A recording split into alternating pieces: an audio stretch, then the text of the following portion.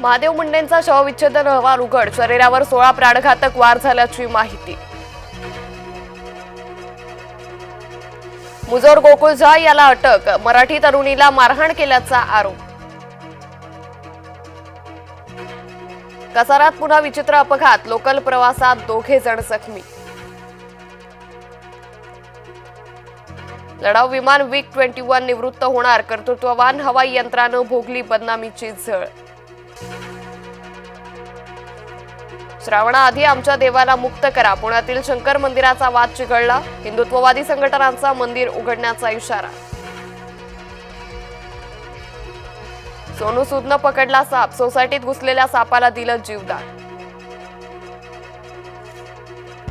भारतीय लष्कराला अमेरिकेकडून 3 Apache helicopter मिळाले, सैन्याच्या क्षमतांमध्ये मोठ्या प्रमाणात वाढ अपेक्षित.